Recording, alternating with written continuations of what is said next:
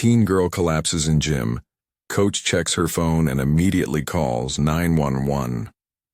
The October afternoon sun streamed through the tall windows of Roosevelt High School's gymnasium, casting long shadows across the polished wooden floor. The rhythmic sound of volleyballs hitting the court echoed through the spacious building, punctuated by the sharp blast of Coach Jennifer Walsh's whistle and her encouraging shouts to the team. "Madison, nice spike. Keep that energy up," Coach Walsh called out, her voice carrying the authority of someone who had been molding young athletes for over 15 years. At 42, Jennifer had seen it all. The triumphs, the defeats, the personal struggles that came with coaching teenagers. But as she watched Madison Chen execute another perfect attack, she couldn't help but feel a sense of pride mixed with growing concern. Madison landed gracefully, her dark ponytail swaying as she jogged back to her position. To everyone watching, she looked like the epitome of teenage athletic perfection, lean, quick, and intensely focused. But Jennifer had been coaching long, enough to notice the subtle changes that others missed. The way Madison's uniform hung looser than it had at the beginning of the season. The dark circles under her eyes that makeup couldn't quite conceal. The way she seemed to push herself harder than ever, as if driven by something deeper than mere competitive spirit. "All right, ladies. Water break." Jennifer blew her whistle, and the team scattered toward their water bottles lined up against the wall. She watched as Madison hesitated for a moment before joining the others, noting how she took the smallest sip before setting her bottle down. The Roosevelt Rams volleyball team was having their best season in years, and much of that success could be attributed to Madison's exceptional play. As the team's outside hitter, she had led them to victories in every match this season, her powerful spikes and precise serves earning her recognition from college scouts across the region. The local newspaper had featured her twice, calling her Roosevelt's rising star and predicting a bright future in collegiate volleyball. "Madison, can I talk to you for a second?" Jennifer called out as the team prepared for the next drill. Madison jogged over, her breathing slightly more labored than Jennifer would have expected after such a brief exercise. "What's up, Coach?" Madison asked, tucking a loose strand of hair behind her ear. Up close, Jennifer could see the fine, downy hair that had begun to appear on Madison's arms, something she'd learned to recognize as a sign of malnutrition during her years of coaching. "How are you feeling today? You seem a little off," Jennifer said carefully, studying Madison's face. The girl's cheekbones seemed more pronounced than usual, casting sharp shadows in the afternoon light. Madison's smile was immediate and practiced. "I'm great, Coach. Maybe just a little tired from staying up late studying for my SATs. You know how it is, junior year and all." Jennifer nodded, though something in Madison's eyes didn't quite match her cheerful tone.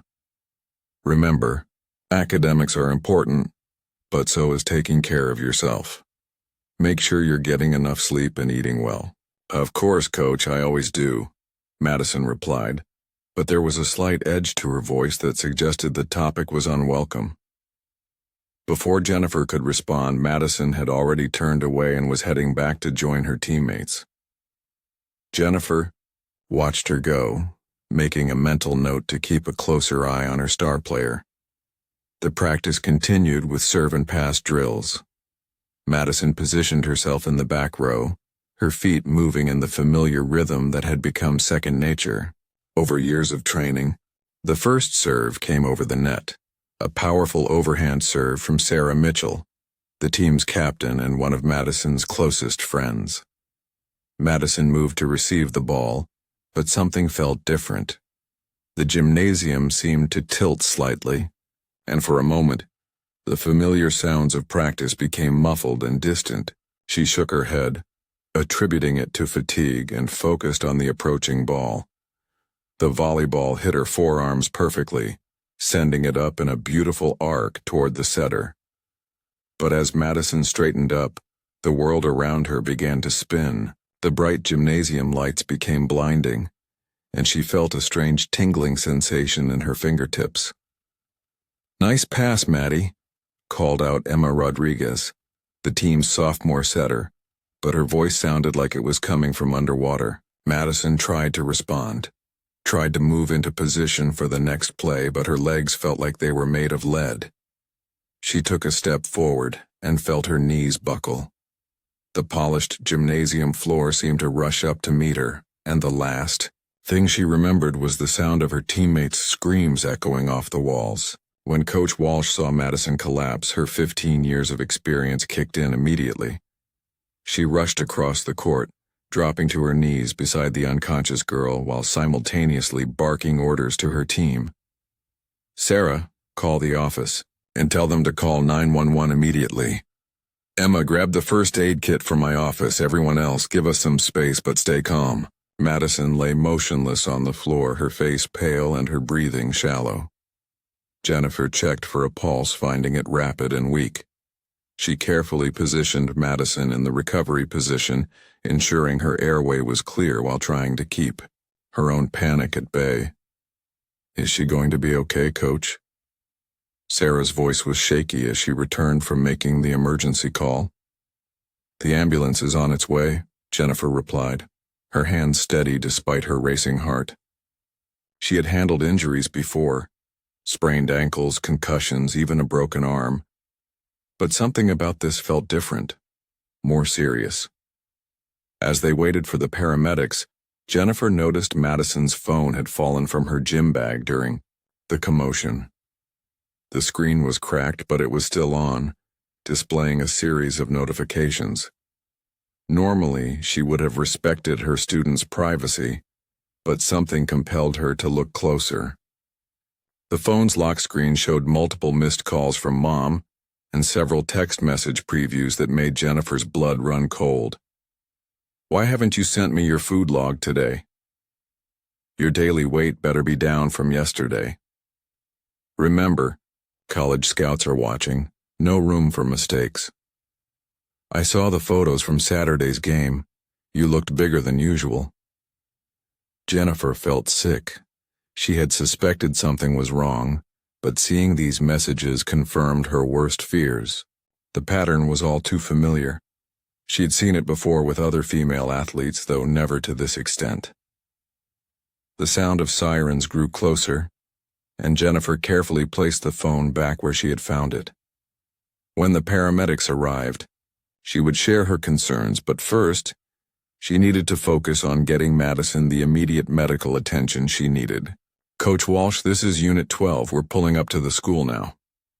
The voice came through Jennifer's radio, the school security officer coordinating with the emergency responders. "We're in the main gymnasium," Jennifer replied. "Unconscious. 17-year-old female. Possible fainting episode, weak pulse." As the paramedics rushed into the gym with their equipment, Jennifer stepped back to give them room to work. She watched as they checked Madison's vital signs, started an IV, and carefully lifted her onto a stretcher. The girl looked so small and fragile, nothing like the powerful athlete who had been dominating on the court just minutes earlier. "Is there a parent or guardian we can contact?" one of the paramedics asked as they prepared to transport Madison to the hospital. Jennifer hesitated for a moment, thinking about those text messages. Her mother, Dr. Lisa Chen. She works at Denver General Hospital, but... She paused, unsure how much to reveal. "But what?" the paramedic prompted. "I think there might be more going on here than just a simple fainting episode," Jennifer said carefully. "I'm concerned about her eating habits and family pressure." The paramedic nodded grimly. "We'll make note of that. Has she shown any other signs of distress lately?" Jennifer thought about the past few weeks. Madison's increased training, intensity, her declining weight, the way she always seemed to have excuses for team meals. Yes, quite a few actually. I should have acted sooner. As the ambulance pulled away from Roosevelt High School, Jennifer stood in the parking lot feeling the weight of responsibility on her shoulders. She had failed one of her athletes, and now Madison was fighting for more than just her volleyball career. She was fighting for her life. The late afternoon sun cast long shadows across the school grounds as Jennifer walked back into the building. In her dreams, she saw Madison's pale face and heard the echo of her teammates' screams. But mixed with those haunting images was something else: determination. Tomorrow, she would begin the fight to save not just Madison, but to ensure that no other student-athlete would have to suffer the way her star player had.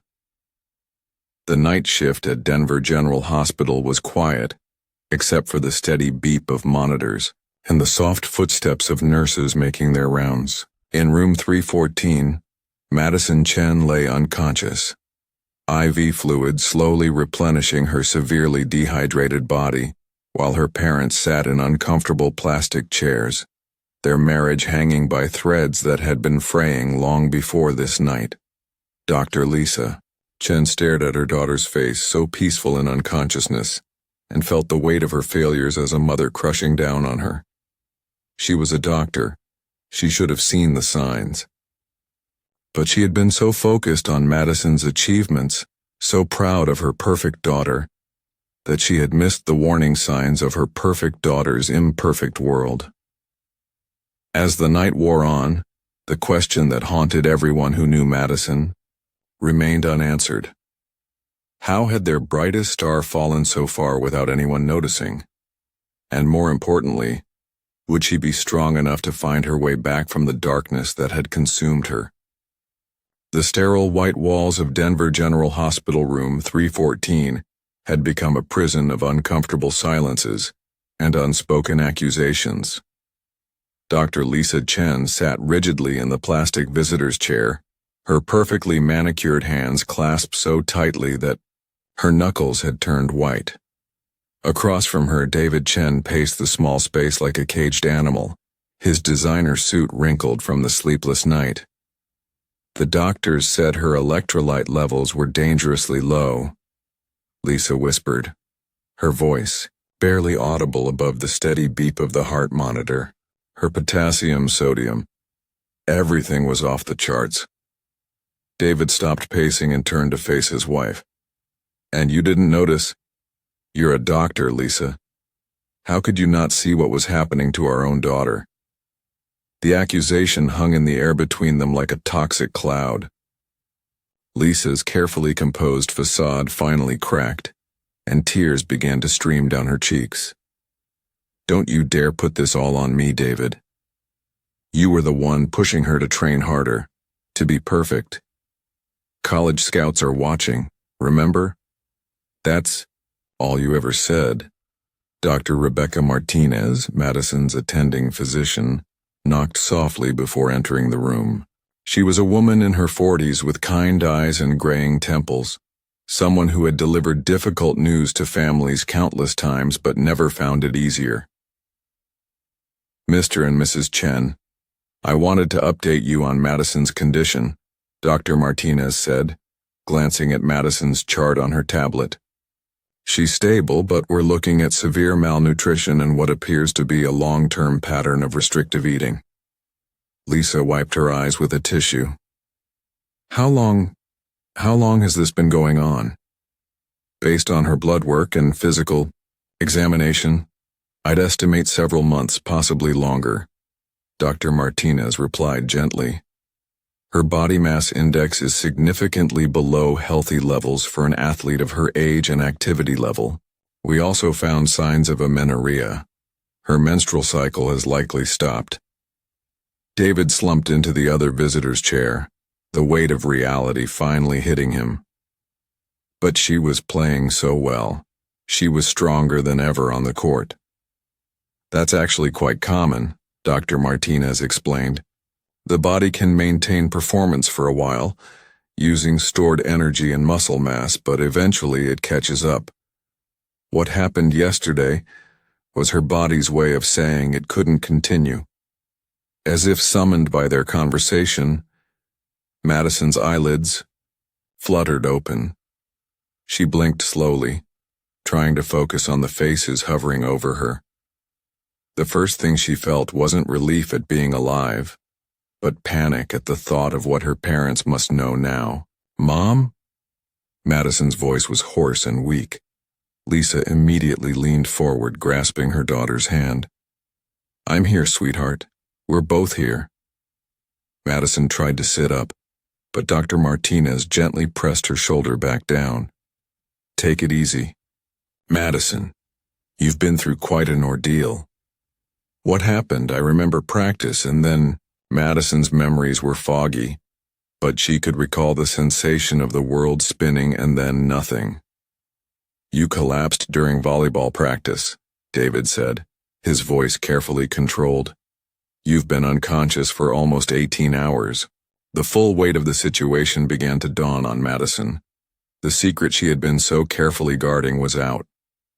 They knew. They had to know. The thought made her stomach clench with anxiety. Dr. Martinez stepped closer to the bed. "Madison, I need to ask you some questions about your eating habits and how you've been feeling lately. Your parents are concerned, and so are we." Madison's eyes darted between her parents and the doctor. She had become an expert at deflection over the past several months. "I eat fine.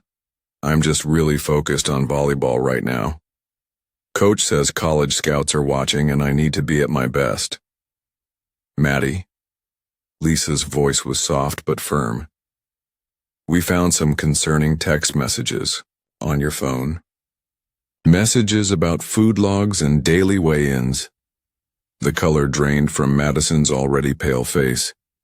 She had forgotten about her phone, forgotten about the evidence that painted a clear picture of her carefully constructed world of restriction and control. "Those aren't what you think," Madison said weakly, but even she could hear how unconvincing she sounded. Dr. Martinez sat on the edge of the bed. "Madison, I want you to know that you're not in trouble. What you're going through has a name. It's called an eating disorder, and it's something we can treat. But first, we need you to be honest with us." For the first time in months, Madison felt the overwhelming urge to tell the truth.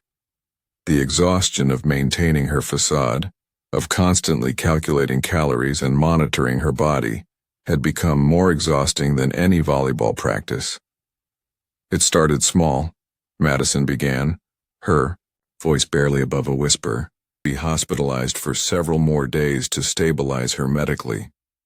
After that, she would need intensive outpatient therapy, including sessions with an eating disorder specialist and a sports psychologist. Most challenging of all, she would need to take an immediate break from volleyball." "No," Madison said immediately. "I can't miss the rest of the season. We're undefeated, and the state championship is in 6 weeks." "Madison," Dr. Martinez said patiently, "your body needs time to heal. Continuing to train at this intensity could cause permanent damage to your heart, bones, and other organs." "But the college scouts," Lisa interjected and immediately regretted it when she saw the look Dr. Martinez gave her. "Mrs. Chen, those scouts will be much more interested in a healthy athlete than one who might collapse on the court. Madison's health has to be the priority now." As the reality of her situation sank in, Madison felt a strange mix of relief and terror. Relief that her secret was out, that she no longer had to maintain the exhausting charade of being perfectly fine, but terror at the thought of giving up the thing that had defined her identity for so long. "What if I can't be good at volleyball anymore?" Madison asked quietly. David reached over and took his daughter's hand. "Maddie, you are good at so many things. Volleyball is just one part of who you are. But it's the most important part," Madison replied. "It's who I am." "No," Lisa said, finding her voice again. It's what you do. Who you are is our brilliant, kind, funny daughter, who we love regardless of any sport or grade or achievement. Dr. Martinez smiled slightly. That's exactly the kind of thinking that's going to help Madison recover. But I want to be clear. This is going to be one of the most difficult challenges your family has ever faced.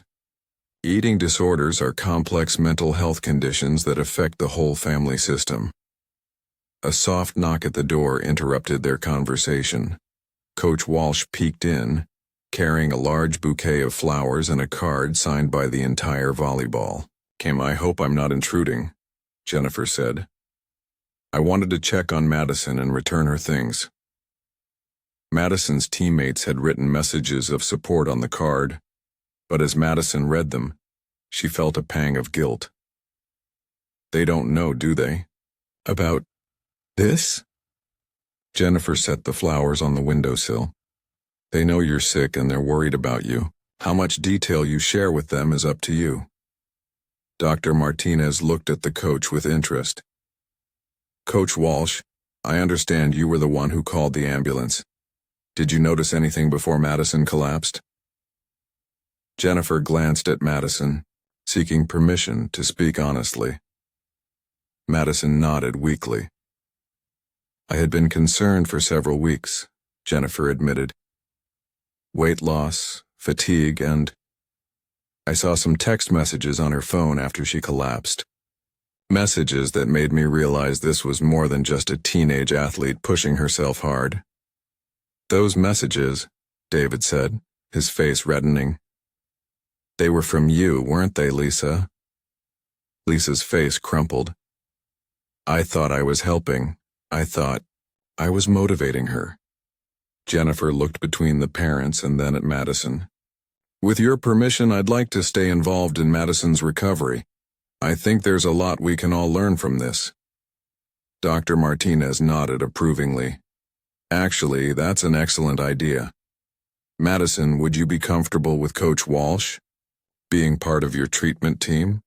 Having support from school will be crucial. Madison looked at her coach, the woman who had seen her at her best and her worst, who had called for help when she collapsed, who had figured out her secret. Yeah, she said softly. I'd like that. As visiting hours came to an end, the Chen family found themselves facing a new reality. The perfect facade they had maintained for so long had cracked wide open, exposing the pain and pressure that had been building underneath. After Jennifer left and David went to make some phone calls about taking time off work, Lisa sat alone with her daughter in the dim hospital room. I'm sorry, Lisa whispered. I'm so sorry for the pressure I put on you. I thought I was helping you succeed. Madison turned to look at her mother, seeing her not as the successful doctor who had all the answers, but as a flawed human being who had made mistakes out of love. I know, Mom. I know you were trying to help. But somewhere along the way, your love started feeling conditional, like I was only worthy if I was perfect. Lisa felt as though she had been punched in the stomach. Madison, my love for you has never been conditional. Never. Then why did it feel that way? Madison asked quietly. It was a question that would take months of family therapy to fully answer, but it marked the beginning of an honest conversation that the Chen family had been avoiding for years. As Madison drifted off to sleep that night, her body finally able to rest without the constant stress of maintaining her dangerous routine, she felt something she hadn't experienced in months. Hope. The road ahead would be difficult, but for the first time since her descent began, she wouldn't have to walk it alone. In the hallway outside her room, Dr. Martinez updated her chart and made notes about the complex family dynamics she had observed. This case would stay with her long after Madison was discharged, serving as a reminder of how the pressure to achieve perfection could destroy the very thing it was meant to protect. Lisa spent that night awake in the uncomfortable hospital chair, watching her daughter's chest rise and fall, grateful for each breath. She thought about all the ways she had failed as a mother, all the signs she had missed in her pursuit of raising a successful daughter. Tomorrow, she would have to start the difficult work of rebuilding her relationship with Madison, but tonight, she simply watched over her child and prayed for the strength to be the mother Madison needed her to be. The night nurse who checked on Madison every hour noted in her chart that the patient was sleeping peacefully for the first time since her admission. It was a small but significant step in what would be a long journey toward recovery, not just for Madison, but for her entire family. 3 weeks after Madison's collapse, the Chen household had transformed into something unrecognizable. The pristine, museum-like quality that had once defined their suburban Denver home had given way to the messy reality of recovery. Therapy. Workbooks lay scattered across the coffee table. Nutritionist-approved meal plans were taped to the refrigerator, and family therapy appointments filled every available slot on their shared calendar. Madison sat at the kitchen island staring at her breakfast plate with a mixture of fear and determination. The whole grain toast with almond butter and sliced banana looked innocent enough, but to her it represented a daily battlefield that she had to fight every morning. Her therapist, Dr. Sarah Hendricks, had explained that recovery meant challenging the voice in her head that labeled foods as good or bad. But 3 weeks in, that voice was still stronger than her rational thoughts. "You're doing great, sweetheart," Lisa said softly, placing a gentle hand on Madison's shoulder. The touch was tentative. They were all still learning how to navigate this new dynamic where every interaction felt loaded with meaning. Madison took a small bite, chewing slowly as she had been taught. The mechanics of eating had become a conscious exercise rather than the automatic process it had once been. She could feel her mother watching, trying not to appear anxious, but the tension was palpable. "Mom, you can go get ready for work," Madison said after a few more bites. "I'll finish this." Lisa hesitated. The old Lisa would have trusted Madison implicitly, but the new Lisa, the one who knew about hidden food and secret exercise routines, struggled to let go of the hypervigilance that had developed since the hospitalization. "I'll stay until you're done," Lisa replied, attempting a casual tone while checking her watch. She was already running late for her shift at the hospital, but her priorities had undergone a seismic shift in recent weeks.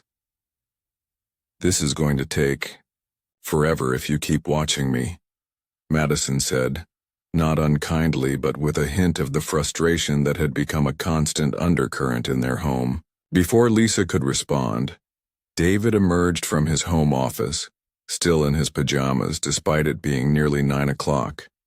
His law firm had been understanding about his need for flexible hours while the family navigated Madison's treatment, but the strain was showing on his face. "How's breakfast going?" he asked, kissing the top of Madison's head before pouring himself coffee.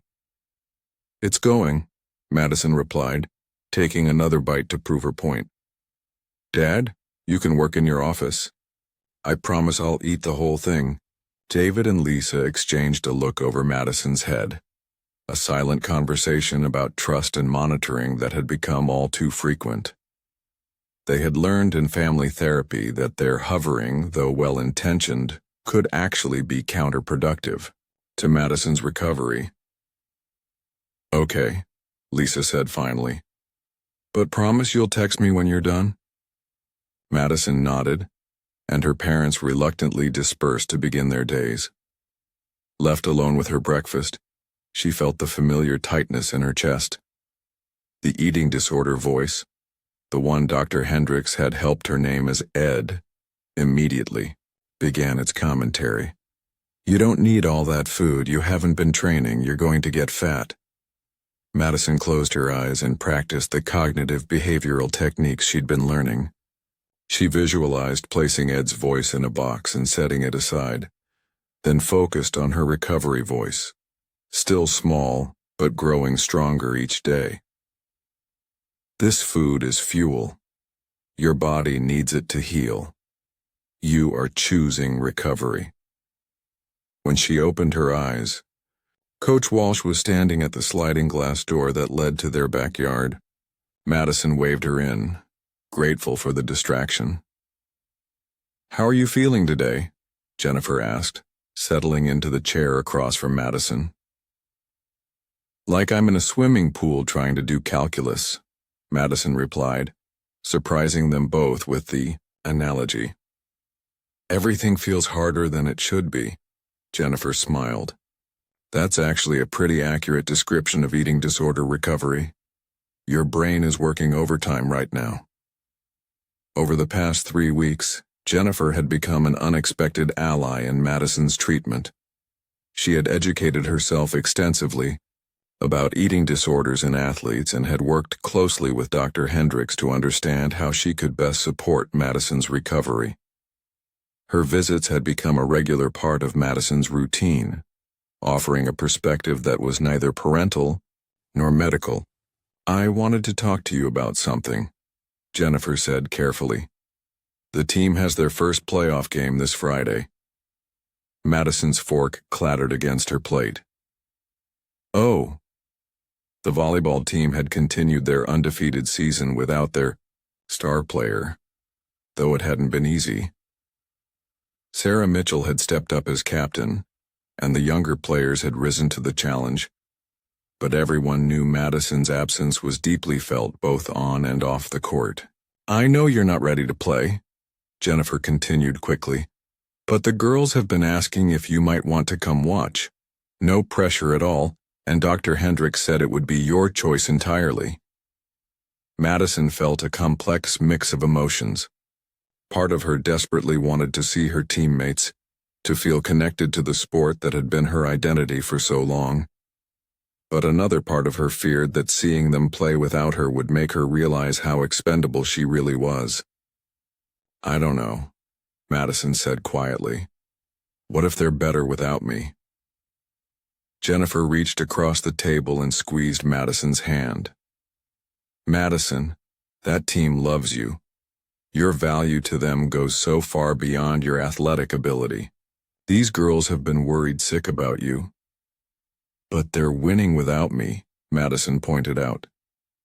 "They're surviving without you," Jennifer corrected. "There's a big difference. Sarah told me yesterday that every victory feels incomplete, because you're not there to celebrate with them." Madison took another bite of her breakfast, considering Jennifer's words. The eating disorder had convinced her that her worth was tied entirely to her performance, but she was slowly beginning to see the holes in that logic. "Can I think about it?" Madison asked. "Of course. The offer stands whether you're ready this Friday or next month or next year." After Jennifer left, Madison finished her breakfast and texted her mother as promised. The simple act of completing the meal felt like a small victory, though she knew the achievement would be tested again at lunch. She wandered into the living room where family photos lined the mantel. Looking at them now, she could see the progression of her illness in reverse chronological order. In the most recent photos, her smile looked strained, her collarbones sharp, her arms thin. But in the older photos, the ones from before the pressure had consumed her, she looked genuinely happy and healthy. When did it change, she wondered? When did success become more important than happiness? Her phone buzzed with a text from Emma Rodriguez, the team's setter. "Thinking about you today. Hope you're doing okay. We miss you." Madison stared at the message for a long time before responding. "Miss you too. Good luck at practice today." It was a small step, but reconnecting with her teammates felt important. Dr. Hendricks had emphasized that isolation was one of the eating disorder's most powerful tools, and that rebuilding social connections was crucial to recovery. That afternoon, Madison had her individual therapy session with Dr. Hendricks. The therapist's office was a calming space filled with soft lighting and comfortable furniture, designed to help clients feel safe enough to confront their deepest fears and traumas. "How has your week been?" Dr. Hendricks asked as Madison settled into her usual spot on the couch. "Harder than I expected," Madison admitted. "I thought having everyone know would make it easier, but sometimes it feels like everyone's watching. Me even more than before." Dr. Hendricks nodded knowingly. "That's very common in early recovery. Your parents' hypervigilance comes from love and fear, but it can feel suffocating. Have you talked to them about this?" "A little, but I don't want to hurt their feelings. They're trying so hard." "Your feelings matter too, Madison. Part of recovery is learning to communicate your needs clearly and set healthy boundaries." They spent the session working on strategies for family communication and exploring Madison's fears about returning to normal activities. As the hour drew to a close, Dr. Hendricks brought up the volleyball game. Coach Walsh mentioned the playoff game. "What are your thoughts about potentially attending?" Madison sighed. "I want to go, but I'm scared. What if seeing them play makes me want to return before I'm ready? What if it makes the eating disorder voice stronger?" "Those are valid concerns," Dr. Hendricks acknowledged. "What do you think would help you feel more in control if you decided to go?" They spent the remaining time creating a plan that would allow Madison to attend the game while maintaining her recovery priorities. She would go with her parents rather than sitting with friends, which might pressure her to act like everything was normal. She would leave if she felt overwhelmed. And most importantly, she would remember that her value as a person wasn't dependent on her performance or her teammates' success. When Madison arrived home from therapy, she found her parents in the kitchen having what appeared to be a serious conversation.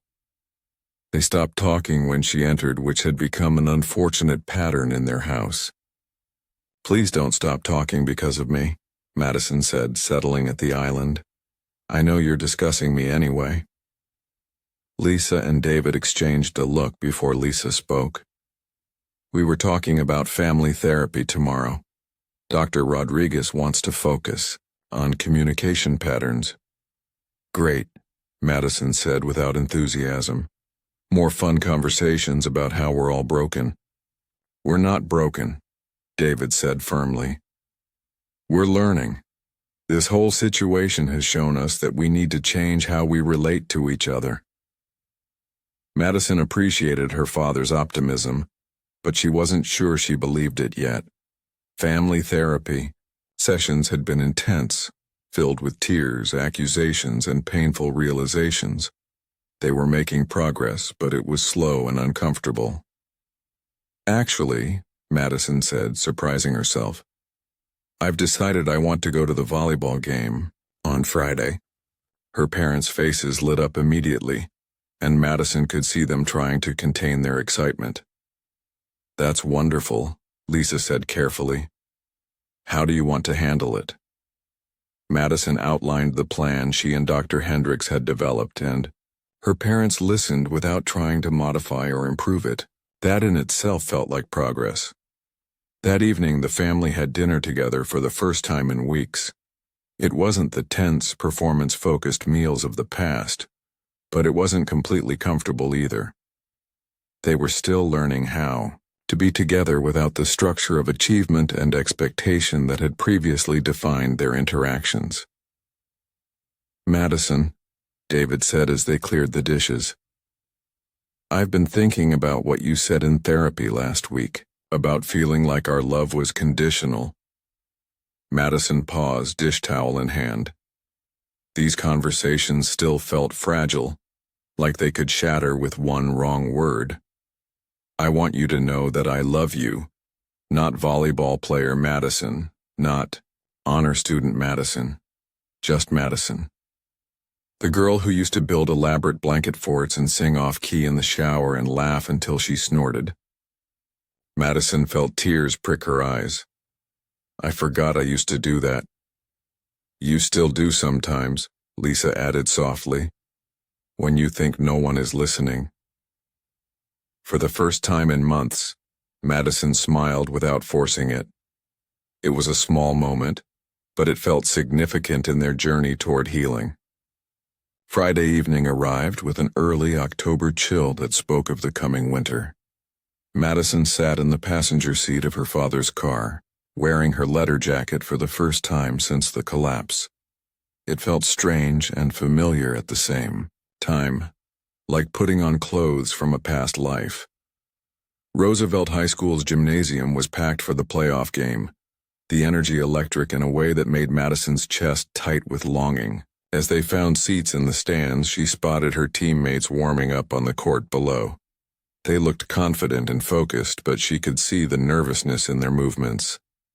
Sarah Mitchell noticed Madison in the stands first, her face breaking into a huge grin. She nudged Emma, who looked up and waved enthusiastically. Soon the entire team was stealing glances at Madison, their energy noticeably lighter. "They really did miss you," David observed quietly. As the game began, Madison found herself caught between competing emotions. Pride in her teammates' skill and determination warred with jealousy that they were playing without her. The eating disorder voice tried to convince her that they were proving she wasn't essential, but she pushed it aside. Roosevelt lost the first set by 2 points, and Madison could see the frustration on her teammates' faces. During the timeout, Coach Walsh looked up at Madison and gave her a small nod. In that moment, Madison made a decision. "I'll be right," he told her parents, standing up. "Madison, we agreed," Lisa started, but Madison held up her hand. "I'm not leaving. I'm going to the locker room to talk to my team." She made her way down to court level, her heart pounding. She hadn't spoken to most of her teammates since the collapse, and she wasn't sure what she was going to say. But as she approached the huddle, her instincts took over. "Hey guys," she said quietly, and the circle immediately expanded to include her. Sarah's eyes were bright with unshed tears. "Maddie, we're so glad you're here. You're playing amazingly," Madison said, looking around at each girl. "But I can see you're in your heads. Remember what Coach always says? Trust your training and trust each other." Emma wiped her sweaty palms on her jersey. "It doesn't feel the same without you out there." "But you don't need me," Madison said, surprising herself with the realization. "Look at what you've accomplished this season. That's not because of me. That's because you're incredible athletes and an incredible team." Coach Walsh joined the huddle. "Madison's right. You've earned every victory this season. Now go out there and show them what Roosevelt volleyball looks like." As her teammates returned to the court for the second set, Madison felt something shift inside her. Watching them play, really watching them as individuals rather than extensions of her own success, she began to see the sport differently. Volleyball wasn't just about personal achievement. It was about being part of something larger than herself. Roosevelt won the second set decisively, and Madison found herself cheering with genuine enthusiasm. When they won the third set as well, she was on her feet with the rest of the crowd, her voice hoarse from shouting encouragement. The fourth set was close, tied multiple times before Roosevelt finally pulled ahead. As the final point was scored and her teammates erupted in celebration on the court, Madison felt tears streaming down her face. But for the first time in months, they were tears of joy rather than pain. After the game, she was surrounded by her teammates in the lobby. They hugged her carefully, as if she might break, and she realized they had been as scared as her parents. "When are you coming back?"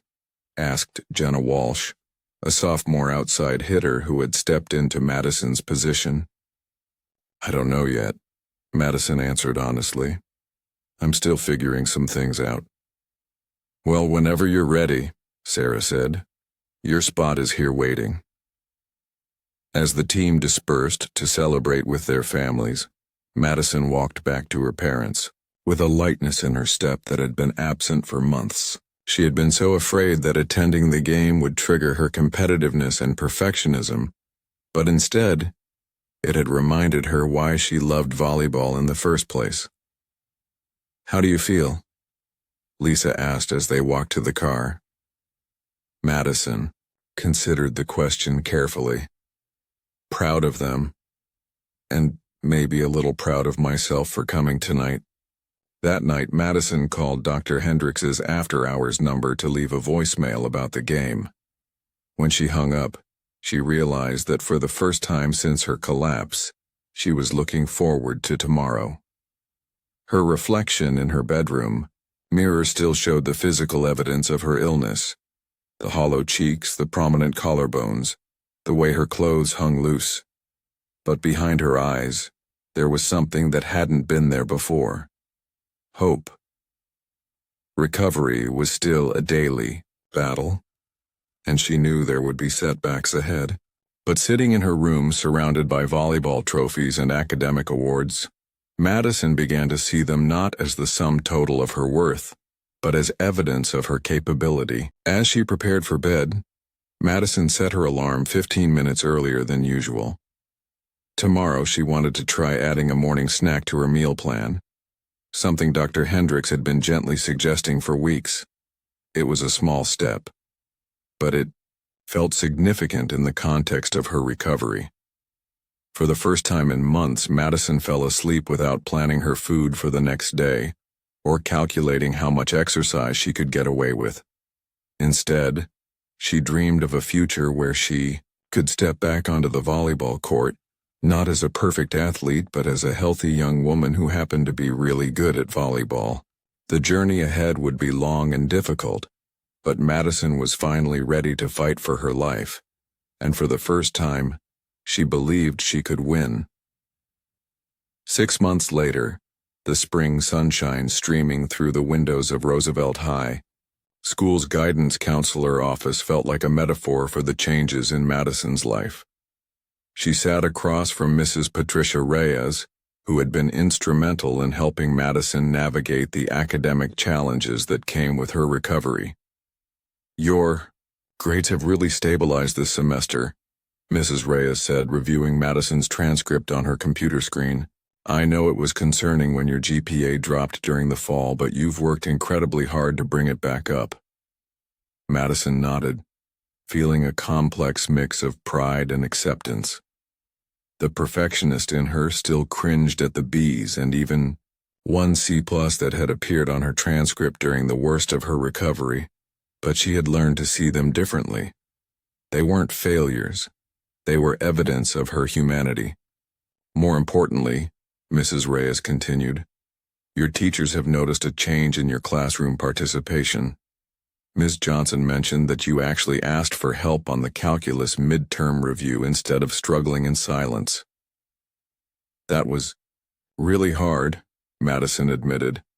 "For so long, asking for help felt like admitting defeat. But Dr. Hendricks helped me understand that asking for help is actually a sign of strength." Mrs. Reyes smiled warmly. "Speaking of Dr. Hendricks, how is therapy going?" "Good. Really good, actually. We've moved to once a week instead of twice, which feels like progress. And family therapy has been—" Madison paused, searching for the right words. "Transformative, I guess. We're not the same family we were before, but I think we're a better one." The transformation of the Chen family had indeed been remarkable. The crisis of Madison's eating disorder had forced them to confront not just her illness, but the systemic issues that had contributed to it. David had reduced his work hours and enrolled in a parenting class focused on raising adolescents. Lisa had begun seeing her own therapist to address her perfectionism and the way her own childhood had shaped her parenting style. Most significantly, they had all learned to communicate more openly. The dinner table conversations that had once focused on achievements and future plans now included discussions about feelings, daily struggles, and small victories. It wasn't always comfortable, but it was real in a way their previous interactions had never been. "I'm also curious about college plans," Mrs. Reyes said carefully. "I know that's been a complicated topic for your family." Madison's relationship with her future had been one of the most challenging aspects of recovery. For years, her identity had been built around the assumption that she would earn a volleyball scholarship to a top-tier university. When she had been forced to take a break from the sport, that entire future had seemed to crumble. "Actually, I've made some decisions about that," Madison said, sitting up straighter. "I'm planning to stay local for college. I've been accepted to University of Colorado, Denver, and I'm really excited about their psychology program." "That's wonderful," Mrs. Reyes exclaimed. "What drew you to psychology?" Madison smiled. "Everything I've learned about mental health and eating disorders over the past months has made me realize how much I want to help other people going through similar struggles. Dr. Hendricks has been such a huge part of my recovery, and I think I'd like to be that for someone else someday." The decision to study psychology had emerged gradually over the winter months. At first, Madison had resisted the idea, feeling like it was too connected to her illness. But as she had progressed in her own recovery and begun to understand the complex factors that contributed to eating disorders, she had become passionate about the field. "And what about volleyball?" Mrs. Reyes asked gently. This question had become less painful to answer over time. "I'm playing again, but differently. Coach Walsh helped me understand that I can love volleyball without it having to define me. I'm planning to try out for the club team in college, but if I don't make it, that's okay too." The journey back to volleyball had been carefully managed by her treatment team. She had spent months working with a sports psychologist to develop a healthier relationship with competition and performance. When she had finally been medically cleared to return to training in February, it had been with strict limitations and constant monitoring. Her first practice back had been terrifying.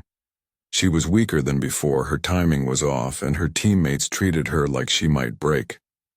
But as the weeks passed, she had slowly rebuilt her strength and confidence. More importantly, she had learned to separate her self-worth from her athletic performance. "I actually wanted to tell you something," Madison said, pulling a letter from her backpack. "I've been working on this project in therapy, and I wanted to share it with you." She handed Mrs. Reyes a carefully typed letter addressed to future eating disorder patients at Denver General Hospital. Dr. Martinez had asked Madison if she would be willing to write something that could be shared with other young people beginning their recovery journey. Mrs. Reyes read the letter silently, and Madison watched as her eyes filled with tears. When she finished, she looked up at Madison with obvious emotion. "Madison, this is incredibly brave and beautifully written. I think this could help so many people." The letter detailed Coach Walsh had implemented new protocols for monitoring athlete health, including partnerships with sports psychologists and nutritionists. The school had brought in speakers to discuss mental health and body image with all student athletes. Madison's crisis had become a catalyst for systemic change. "Speaking of handling this year," Emma said carefully, "have you thought about what you want to say at graduation next month?" Madison had been selected as one of the student speakers for their graduation ceremony, an honor that would have once filled her with pride and terror. Now it felt like an opportunity to share what she had learned with her classmates. "I've been working on it with Dr. Hendricks," Madison said. "I want to talk about redefining success and the importance of asking for help. But I'm nervous about being so public about everything." "You don't have to share more than you're comfortable with," Emma pointed out. "But I think people need to hear your story. So many kids at this school are struggling with similar pressures." Emma was right, and Madison knew it. In the months since her collapse, Several other students had come forward to seek help for eating disorders, anxiety, and depression. Her openness about her struggles had given others permission to acknowledge their own.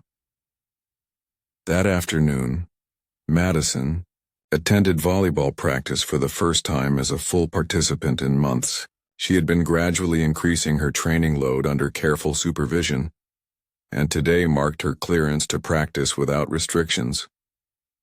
As she stepped onto the court, the familiar smell of the gymnasium and the sound of sneakers squeaking on polished wood filled her with complicated emotions. This place had been the site of her greatest triumphs and her most terrifying moment, and returning to it fully felt like coming full circle. "All right, ladies," Coach Walsh called out, her voice carrying the same authority it always had, but tempered now with the awareness of the mental health aspects of coaching that she hadn't possessed before. "Let's start with passing drills." Madison fell into position, feeling the muscle memory of countless practices guiding her movements. But as the drills progressed, she noticed something different about her approach. Instead of pushing herself to the point of exhaustion to prove her worth, she listened to her body and paced herself appropriately. When she made a particularly good dig, she celebrated not because it validated her existence, but because it was fun to execute a skill she had worked hard to develop. When she made an error, she didn't spiral into self-criticism, but simply noted what she could do differently next time. "Nice work, Madison," Coach Walsh said as they moved into scrimmage play. "How are you feeling?" "Strong," Madison replied, surprising herself with the honesty of that assessment.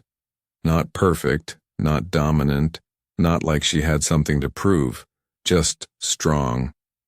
The scrimmage was competitive and enjoyable in a way that volleyball hadn't been for Madison in years. Her teammates treated her normally, no longer walking on eggshells around her, and she felt like she was contributing to something larger than herself, rather than performing for individual recognition. After practice, as the team was cleaning up the equipment, Sarah Mitchell approached Madison with a slightly nervous expression. "Madison, I wanted to ask you something," Sarah said.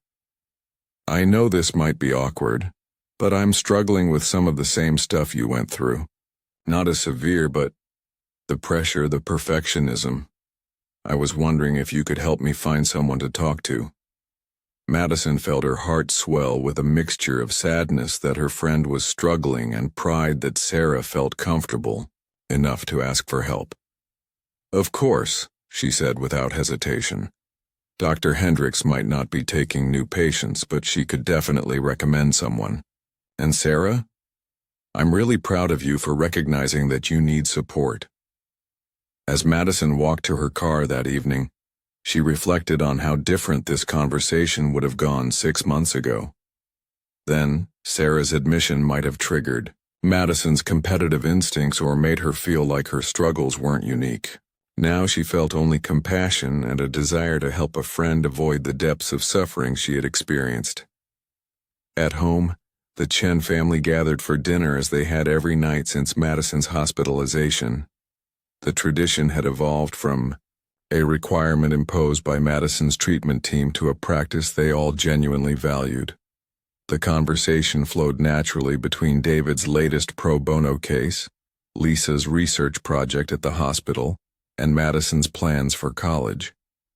"I had lunch with Dr. Martinez today," Lisa mentioned as they cleared the dishes. "She asked about you, Madison. She's really impressed with your recovery progress." Madison smiled. "She's been amazing. It's weird to think that the worst day of my life led to meeting some of the best people in my life." "Speaking of recovery," David said, settling back in his chair, "I wanted to thank you both for being patient with me through all of this. I know I didn't handle things well at first." The early days of Madison's treatment had been challenging for David in particular. His instinct had been to fix the problem quickly and efficiently, the same way he approached legal cases. Learning That recovery was a long process without clear milestones had tested his patience and forced him to confront his own controlling tendencies. "We've all been learning," Lisa said softly. "I think the most important thing is that we're learning together." Later that evening, Madison sat at her desk working on her graduation speech. The words came more easily now than they had when she first started writing. She had initially tried to craft something inspirational and motivational, but it had felt hollow and false. Instead, she was writing something more honest, a reflection on the difference between succeeding and surviving, and the courage required to choose vulnerability over perfection. Her phone buzzed with a text from Coach Walsh. "Saw your scrimmage? Stats from today.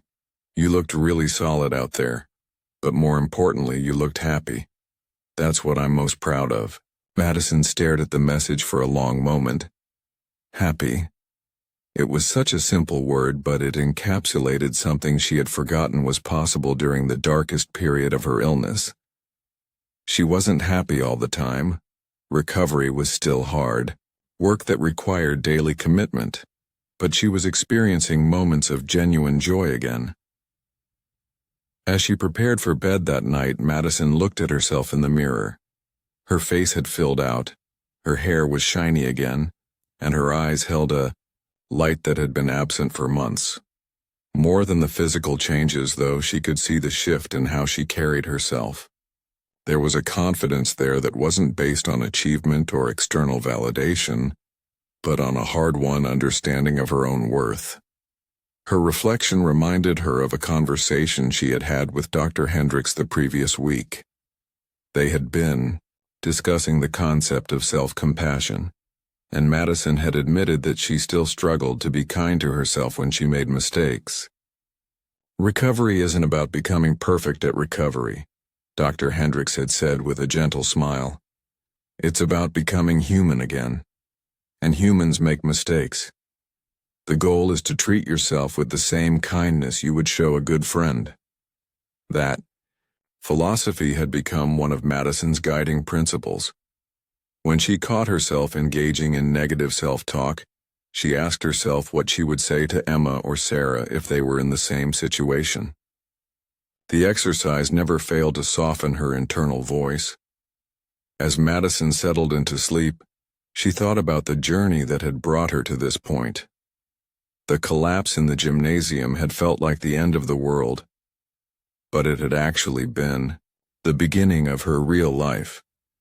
She was no longer the perfect student-athlete her parents had thought they wanted, but she was something better, a young woman who knew herself, valued her relationships, and understood that her worth wasn't dependent on her achievements. Tomorrow would bring new challenges, and she knew that recovery would be a lifelong process rather than a destination.